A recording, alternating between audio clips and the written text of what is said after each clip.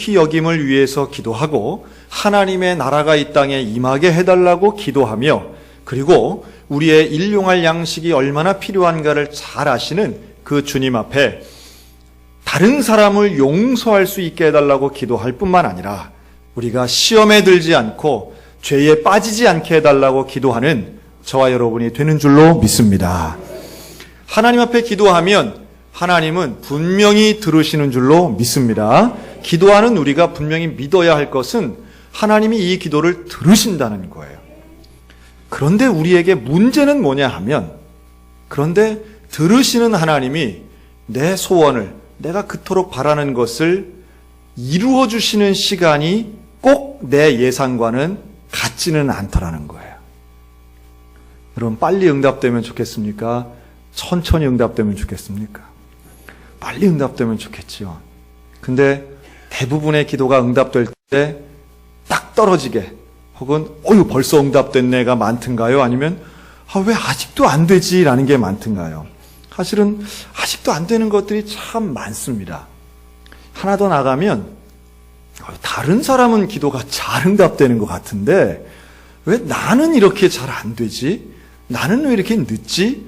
우리 집은 왜 더 안 되지? 혹시 이런 분들 계시다면, 그래서 조금 표현은 좀 과할지 모르겠는데 예수님께 섭섭한 마음 갖고 계셨던 분이 계시다면 오늘 이 요한복음 11장을 통하여 말씀하시는 하나님의 응답받는 시간 되시기를 주님의 이름으로 축원합니다. 자, 오늘 본문에는 아주 잘 아는 사람들이 나옵니다. 마르다, 마리아, 나사로. 이 세 명은 한 형제 자매, 남매였어요. 한 집에 사는 거죠. 그래서 예수님이 이 베다니 지역에 가면 이 집에 그렇게 자주 가셨어요. 가셔서 함께 식사도 하고, 우리가 잘 아는 마르다 마리아 이야기를 잘 알지 않습니까? 마르다는 음식 열심히 준비할 때, 마르다는 그게 예수님 밑에서 이렇게 하고 말씀 듣고, 마르다가 열받아가지고 좀 뭐 하는 거냐, 빨리 와서 돕게 좀 하세요. 그랬더니 마리아는 더 좋은 것을 선택했다고 예수님이 말씀하신 바로 그 집입니다. 여러분, 마르다든 마리아든 나사로든 예수님을 믿는 사람이에요? 안 믿는 사람이에요? 믿는 사람이고, 예수님과 아주 친하고 예수님을 돕고 예수님을 사랑하는 사람들이에요. 그런데 이 집에 문제가 생겼습니다. 어떤 문제가 생겼냐 하면 이 오라버니인 나사로가 병이 든 거예요. 그것도 아주 심각한 병이 들었어요. 죽을 병에 들었어요. 그래서 이 문제 앞에 마르다와 마리아가, 아이쿠야, 문제 앞에 이들은 예수님을 제일 먼저 생각합니다. 예수님께 사람을 보내요. 예수님, 빨리 좀 와주세요. 우리 오빠 좀 살려주세요. 참 잘한 거죠. 당연한 거죠. 우리가 이렇게 긴급하게 연락하고 예수님께 기도하는 것, 믿는 자가 당연히 해야 할 바를 잘 했습니다. 그런데요, 특별한 건 예수님의 반응이에요. 11장 4절에 보면 예수님 뭐라고 하시느냐 하면, 이 병은 죽을 병이 아니라 하나님의 영광을 위하며 하나님의 아들이 이로 말미암아 영광을 받게 하려 함이라. 그러면서 이틀 더 있자 그러시는 거예요. 우리가 이 말이 이해는 됩니다.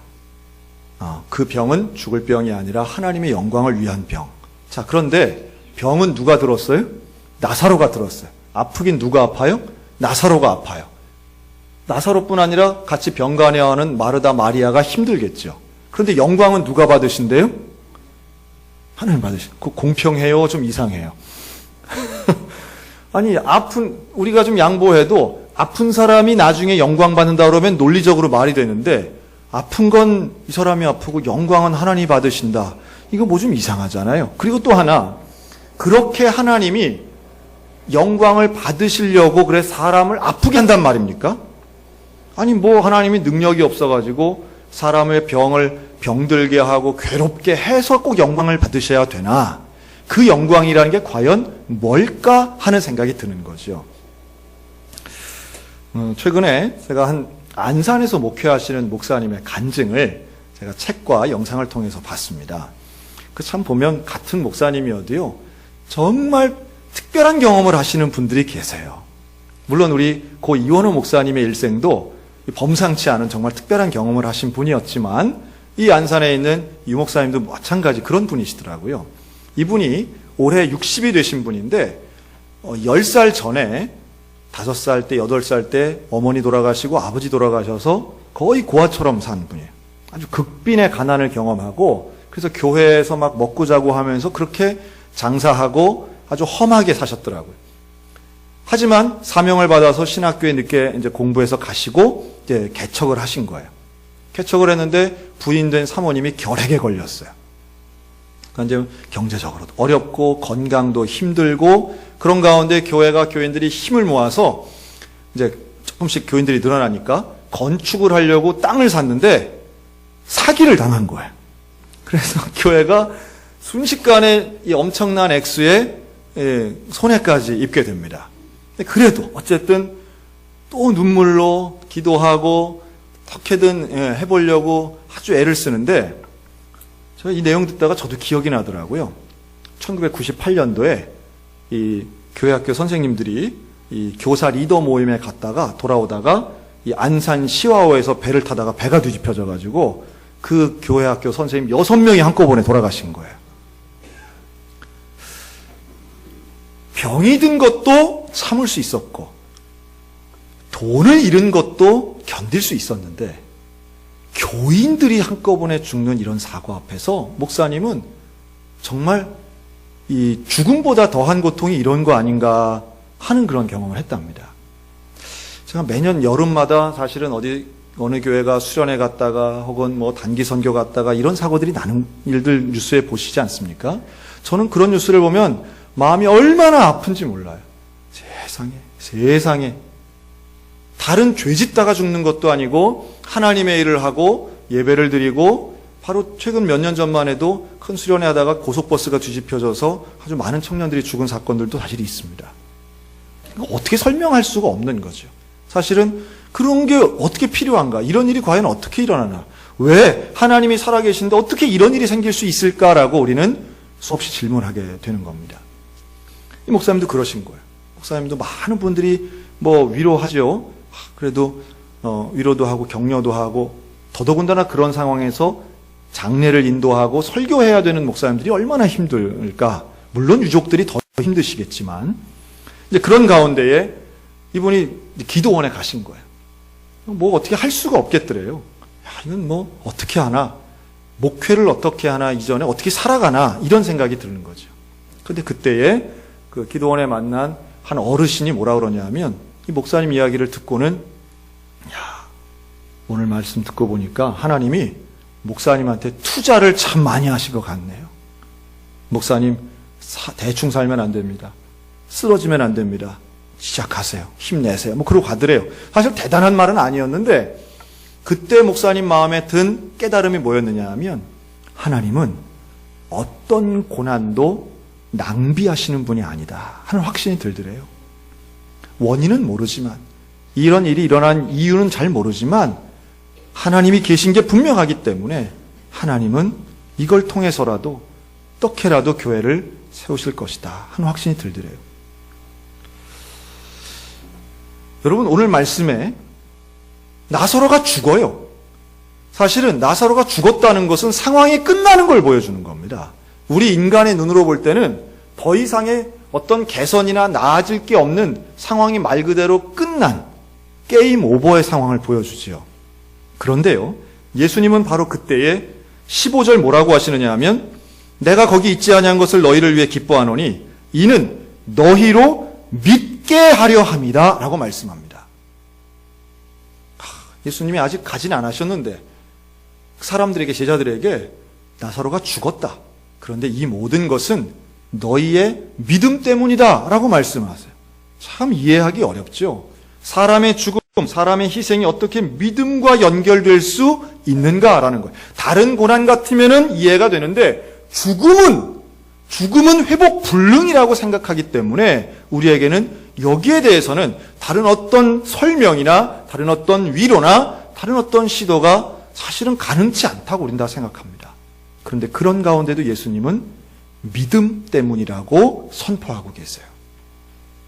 도대체 어떤 믿음이기에 이런 희생까지도 예수님은 기다리고 계시는가? 그리고 가십니다. 나사로의 집을 갑니다. 그런데 갔는데 평소와 같았다면 거기에 살고 있는 마르다와 마리아가 예수님을 반갑게 맞이했을 거예요. 그런데요, 예수님이 오신다는 말씀을 듣고 20절에 보면 마르다가 어떻게 하느냐 하면 곧 나가 맞이하되, 그러니까 대문을 열고 나가서 예수님을 맞이하는 거예요. 평소와 같은 거죠. 그런데 마리아는 어디에 있었대요? 집에 앉아 있었답니다. 왜 집에 있어요?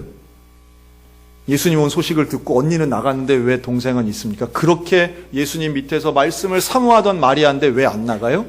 이런 상황을 우리가 전문 용어로 뭐라 그러냐 하면 삐졌다 라고 말합니다. 서운한 거죠. 예수님한테 서운한 거예요. 예수님께 삐진 거예요. 우리가 그토록 오라고 했는데, 우리가 그토록 도움을 요구할 때 예수님은 왜 안 왔습니까? 언니 마르다는 어쨌든 자기 마음을 누르고 나가서 예수님을 반갑거나 아니면 맞이합니다. 맞이하면서, 그런데 이 마르다도 한마디 하는 거예요. 21절. 주께서 여기 계셨더라면 내 오라버니가 죽지 아니하였겠나이다. 예수님 여기 계셨으면. 딴 때는 우리 오빠 건강할 땐 잘 도와서 밥도 먹고 잘 도와서 들리기도 하더니만, 우리가 그토록 필요할 때, 그토록 간절히 요구할 때, 사람까지 보내서 빨리 좀 와달라고 할 때 왜 안 오셨습니까? 왜 필요할 때 예수님은 없습니까? 이런 얘기예요. 솔직히 서운합니다. 예수님 솔직히 서운합니다. 그런데 따지고 보면 좀 냉정한 얘기가 될 수는 있겠지만, 나사로는 뭐 때문에 죽은 거예요? 병 때문에 죽은 거예요. 그런데 이 마르다와 나중에 마리아도 똑같은 얘기를 합니다. 예수님 때문에 죽었다는 거예요. 예수님 때문에. 우리의 삶에 고난이 옵니다. 어려움이 옵니다. 그런데 그때마다 우리는 사실 오빠가 죽은 건 슬픈 일이지요. 슬픈 일 위에 원망을 덮어요. 하나님 때문에, 하나님이 안 도와줘서, 하나님이 역사 안 해서, 기도 응답 안 해서, 하나님이 빨리 안 와서 이렇게 됐습니다. 뭐 이런 하나님이 다 있습니까? 예수님 이런 게 어디 있습니까? 이런 법이 어디 있습니까? 우리 믿는 자가, 나 평생 신앙생활 했는데, 나 교회 그렇게 열심히 나가는데 왜 우리 집이, 왜 우리 가족에게 이런 일이 생깁니까? 이거는 아니지요! 라고 항변하는 겁니다. 여러분, 그때 예수님이 놀랍게도 이런 말씀을 하세요. 내 오라비가 다시 살아나리라. 다시 살아나리라. 여러분, 장례집에 가가지고 죽은 지 벌써 4일이나 됐는데 내 오라비가 다시 살아나리라. 이런 말씀을 하시는데 더 놀라운 건 마르다의 반응입니다. 그 말씀에 마르다가 뭐라고 하는지 아세요? 마지막 날 부활 때에는 다시 살아날 줄을 내가 아나이다. 여러분, 이 말은 뭐냐 하면, 그렇죠, 예수님. 네, 나 압니다. 나중에 다 예수님 나중에 죽은 사람들 다 부활할 때 그때 우리 오빠도 부활하겠죠. 압니다. 네. 여러분, 이 말의 뜻은 그래 위로하려고 하는 말인 건 내가 압니다. 이런 거예요. 그러나 예수님이 하신 말씀은 그게 아니에요. 다시 살려내겠다, 살아날 것이다 라고 하는 선포인데, 그 신앙 좋은 마르다도 그 말을 실제로 믿지 않는 거예요. 여러분, 오늘날 우리 신앙인들의 문제가 뭔지 아세요? 성경 말씀을 실제로 믿지 않아요. 머리로 알긴 알아요. 하나님이 우리와 함께 하신다, 하나님이 우리를 도우신다, 우리를 고난에서 건져내신다, 우리의 문제를 해결하신다, 우리의 질병을 치유해 주신다. 아는데 100% 잘 믿지 않아요. 아는데 믿지 않는 거예요. 예수님을 좋아해요. 예수님을 사랑해요. 그런데 전적으로 의지하진 않아요. 이때에 그 마르다에게 예수님이 그 유명한 말씀을 하십니다. 한번 따라 할까요? 나는 부활이요 생명이니 나를 믿는 자는 죽어도 살겠고, 무릇 살아서 나를 믿는 자는 영원히 죽지 아니하리니 이것을 내가 믿느냐. 아멘. 여기서 예수님은 그 유명한 부활에 대해서 말씀하시며 믿느냐고 질문하십니다. 아까 예수님이 이틀 동안 더 기다리시다가 이 죽음에 대해서 뭐라고요? 너희의 믿음 때문에 이때 간다라고 말씀하지 않습니까? 그런데 마르다에게 믿음에 대해서 말씀하는 거예요. 여러분, 저는 오늘 이 시간 우리의 귀가 열려서 이 예수님의 말씀이 우리의 심령 깊숙한 곳에 온전히 자리 잡으시기를 간절히 소원합니다. 사람이 언제 신앙인인 것을 알 수 있냐 하면요, 상황이 좋으면 잘 몰라요. 정말 상황이 어려워지면 그 사람이 진짜 예수님을 의지하는지가 더 명확하게 보입니다. 그러니까 힘들면, 여유가 없으면 사람은 원망하게 되거든요. 불평하고. 그런데 그때에 예수님을 바라보고 오히려 더 간절히 나아가면 그 사람이야말로 진짜 신앙인이다, 이렇게 볼 수 있습니다. 2주 전에 우리 평안교회 취임식 했습니다. 그리고 이제 오늘도 우리 구역 식구들 또 파송해서 9시 예배 드리고 또 갔는데요. 그 임동영 목사님 네 분 만났을 때 이제 직접 들은 얘기예요.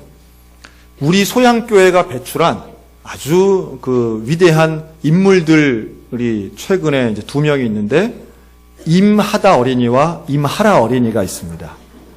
아주 큰 인물이 될 겁니다. 임하다, 임하라. 얘들은 우리 교회에서 지난 12월까지 사역하다가 이제 평안교회로 가신 임동영 목사님의 쌍둥이 아들입니다. 임동영 목사님 우리 교회에서 6년, 횟수로 7년 계시면서 걔네들을 여기서 낳았어요. 근데 여러분, 우리가 안 키워봤지만 쌍둥이 키우는 거는 할만할까요? 죽을 것 같을까요? 대부분 제가 만난 쌍둥이를 키우신 분들은 하는 얘기가 다 뭐라 하냐면 정말 죽을 뻔했습니다. 아니, 난 죽었던 것 같습니다. 이런 분들 많아요. 쌍둥이는 진짜 애 둘을 키우는 거하고는 또 다른 차원이 있는 거예요. 그래서 뭐 얘들은 뭐 잘 때도 같이 자고 같이 깨는 게 아니라 뭐 집집마다 좀 다르긴 하겠지만 하나 자면 또 하나 깨가지고 늘 엄마가 깨어 있어야 되고, 어떻게 기저귀도 동시에 그렇게 돼가지고 어찌할 바 모르는 상황들이 계속 나오고, 그래서 애들 키우다가 말 그대로 목을 놓아 통곡하는 그런 경험들이 대개 이 쌍둥이 엄마들한테는 다 있으시더라고요. 참 힘든 거죠. 그런데 이 임하다 임하라 어린이는 그 중에서도 더 활력 넘치는 아이들이에요. 그 화천의 기운과 이 춘천의 영성을 갖고 이렇게 태어난 아이들이 돼서 애들이 기본적으로 하체가 튼튼하고 움직임이 활발하거든요. 그런데 다른 게 아니라 이제 예배를 드릴 때 얘들을 데리고 어디서 예배를 드렸게요? 저 잠옷실에서 예배를 드리는 거예요. 지금도 저 잠옷실에 지금 바글바글한데, 저 잠옷실에서 예배를 드리면 저 잠옷실 안은 여러분 예배 드리기에 최적화된 장소일까요? 아니면 야 정말 예배 드리고 싶다 하는 그런 장소가 될까요? 저 안에 들어가 보시면 여기는 전혀 다른 세계. 저 안은 법과 질서가 없고 정말 어떤 율법과 규례에서 벗어난 장소입니다. 저 안에 그냥 뭐 애들이 뭐 워낙 뛰어다니니까 사모님이고 하시니까 어떻게든 애들을 이제 다독이고 잡고 신경 쓰고, 저기서 하여튼 남자아이들은 그렇잖아요. 오늘이 내 생의 마지막 날인 것처럼 그렇게 놀잖아요. 막 뛰고, 막 유리창을 보면 일단 머리로 가서 받고, 그 다음에 손바닥 치고 막 이러니까 그때마다 우리 사모님이 그냥 막 마음이 응원해지는 거죠. 그러니까 항상 아이들을 안고 그냥 어떻게든지 이거를 진정시키고 하느라고 소원이 뭐냐 하면 여기서 예배 드리는 거. 여기서 예배 드리는 거. 이런 그런 소원도 없이 또 주책 없이 들어가는 아빠들도 있어요. 있기는. 여기서 예배 드리는 게 얼마나 복된 일인지 몰라요. 그래서 이분이 항상 이제 얘기하는 게 정말 잠원실에서 예배 드리기 힘들다. 이제 남편한테 그런 얘기를 한 거죠. 정말 예배 드리고 싶은데 정말 집중이 안 된다. 도대체가 애들 막 이런 얘기를 이제 한 거예요. 그런데 평안교회로의 청빙이 이제 결정이 되고 이사가는 날짜가 된 거예요. 그리고 기도를 하는데 어떤 생각이 드냐 하면, 야, 내가 이제 앞으로 이렇게 많은 회중 속에서 예배 드릴 날이 얼마나 있을까? 여러분 그런 걱정 해보셨습니까? 이렇게 좋은 찬양단이 찬양을 인도하고 이렇게 규모 있는 성가대에 찬양이 있는, 물론 사람이 많은 예배만 하나님이 기뻐하신 예배는 결코 아니에요. 그러나 많은 회중 속에서 간절함이 있고 은혜가 있는 그런 좋은 수준 있는 음악을 하는 그런 예배를 드리는 것은 분명히 감사한 일이면 분명합니다. 사모님 생각 그런 느낌, 그런 생각이 든 거예요. 그 순간, 그런 순간 잠옷실에서 여전히 아이들은 뛰어다니고 여전히 분주한데 귀를 뚫고 설교 말씀이 들리더래요. 마음을 뚫고 찬양이 용솟음치더래요. 눈물이 직선으로 나오더래. 그러면서 아무리 복잡하고 아무리 시끄러워도 예배에 집중할 수 있었다고 고백한 줄로 믿습니다. 하나님의 은혜를 경험하는 것은 상황이 아니더라는 거예요.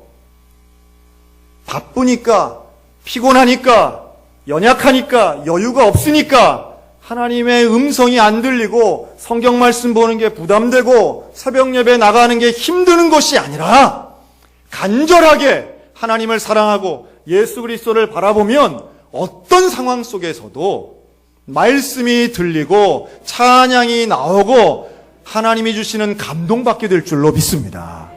여러분 그 은혜가 저와 여러분들 가운데 날마다 있었으면 좋겠어요. 그 마음을 가지고 평안교회 갔더니요, 예배가 그냥 감동이고 감사하더래요. 저는 우리 교회 예배도 하나님이 기뻐받으셔 하나님을 사랑하고 하나님을 사모하고 예수님을 정말 만나는 새로운 결단의 매 순간들이 되었으면 좋겠습니다. 우리가 알잖아요. 우리가 알아요. 여러분 상황의 핑계나 내 어려움에 핑계를 대는 게 아니라 예수님만 온전히 바라보면 분명히 역사는 일어납니다. 그래서 예수님이 그 장소로 데려가는 거예요. 피상적으로 알았던 마르다와 그리고 섭섭해하며 그저 예수님을 좋아는 하지만 전적으로 믿지 못하는 마리아를 데리고 어디로 가느냐? 나사로의 무덤 앞에 갑니다. 그리고 말합니다. 저 돌을 옮겨라. 돌을 옮겨라. 유대의 무덤은 우리나라하고는 좀 다르죠. 그래서 굴을 파는 거예요. 돌이 부드럽기 때문에 쉽게 잘 파지긴 하죠. 그런데 그 앞에 있는 돌문은 커요. 직경이 한 1m가 넘습니다. 두께도 있고요. 그래서 우리가 이걸 어떻게 하냐 하면 예수님이 부활하셨을 때에 그 예수님 무덤에 찾아가는 여인들이 뭐라고 하느냐 하면 아이고 누가 우리를 대신해서 그 돌문을 옮겨줄 거 이거 걱정하면서 가거든요. 근데 갔는데 이미 돌문이 열려 있었죠. 그런 것처럼 이 돌문 여는 거는 불가능한 건 아닌데 여자들이 열기에는 힘이 드는 그런 일이에요. 그런데 예수님이 돌문을 열어라 라고 했더니 마르다가 뭐라고 하냐면 주여 이미 죽은 지 4일이나 되었습니다. 이 안에서 이미 냄새가 납니다. 여러분 이게 무슨 말이에요? 그거 열어봐야 썩었습니다. 이미 끝났습니다. 어떤 가능성이 없습니다. 헛수고입니다. 그러나 예수님은 돌문을 옮기라고 말씀하세요. 마르다와 마리아는 우리가 기다렸다고 생각하고 있었어요. 예수님 빨리 안 오셔서 우리가 기다렸다고 생각했지만 예수님은 이 순간을 기다리고 계셨어요. 예수님은 연락을 받았어도 이 순간을 위해서 기다리고 있었고 예수님은 마르다의 집 앞에서 마리아와 마르다가 나오기를 기다리셨고 예수님은 돌문이 옮겨지기를 또 기다리십니다. 여러분 이게 뭐하고 연결이 있을까요? 이게 다 믿음이 있어야 되는 일인 줄로 믿으시기 바랍니다. 믿음을 가지고 돌문을 옮기라는 거예요. 마르다는 이거 열어봐야 소용없다고 생각했어요. 그런데 억지로 옮겨놓습니다. 사람들이 옮겨놓는 거예요. 이걸 마르다가 허락하고 옮기라고 하는 거죠. 놀라운 걸 발견합니다. 여러분 믿음이 있어야 순종할 것 같지만 억지로라도 순종하면 믿음으로 보게 될 줄로 믿습니다. 우리 주님이 그걸 기다리시는 거예요. 그리고 이전에 없었던 놀라운 부활의 영광을 말씀하시고 선포하시고 가르쳐주시고 보여주신 줄로 믿습니다. 이 부활이요 생명이라고 말씀하신 예수님은 죽어도 살겠다라고 선포하시는 거예요. 우리 인간이 절대로 뛰어넘을 수 없는 그 가장 끝에 있는 한계가 죽음 아니겠어요? 그런데 예수님의 선포는 그 죽어도 산다는 거예요. 죽음을 극복한다는 거예요. 죽음의 문제를 극복하는데 어떤 문제가 우리를 해할 수 있겠습니까? 여기에 대한 믿음을 가르치시는 거예요. 너희가 믿으면 어떻게 돼요? 하나님의 영광을 보리라. 아멘. 믿으면 하나님의 영광을 보는 겁니다. 그 믿음이 바로 돌문을 옮겨놓는 것입니다. 우리가 내 마음속에 믿음을 만들 수는 없어요. 믿어야지 한다고 믿어집니까? 그렇지 않잖아요. 상황 때문에 우리가 늘 억눌려요. 사실 감정은 언제나 불쑥불쑥 올라와요. 하지만 억지로라도 말씀에 의지하여 그물을 던지는 것처럼 말씀에 의지하여 돌문을 옮기면 하나님의 영광을 볼 수 있는 줄로 믿습니다. 여러분, 오늘 예배의 자리에 정말 잘 나오신 겁니다. 예배의 자리에 나오는 것. 아유, 피곤한데 뭐 또 가나? 가봐야 내 문제가 해결되나? 새벽기도 가봐야 뭐 해결되나? 아니에요. 돌문을 옮기면 내 예상은 돌문 뒤에 썩어지고 냄새나고 죽음이 있는 것 같아 보이지만 그걸 열었을 때에 하나님의 영광을 보게 될 줄로 믿습니다. 그것을 밀었을 때에, 열어 제꼈을 때에, 순종할 때에 나사로가 걸어 나오는 거예요. 우리가 상상하지도 못하고 한 번도 들어보지도 못한 하나님의 은혜와 하나님의 역사가 돌문 뒤에 있는 줄로 믿습니다. 우리의 마음은 서운하고 우리의 마음은 섭섭하고 때로는 도대체가 이해가 안 될지라도 하나님은 절대로 고난을 낭비하지 않으시고 저와 여러분을 위하여 일하고 계시는 분, 우리 신실한 예수님 믿으시기를 주님의 이름으로 축원합니다.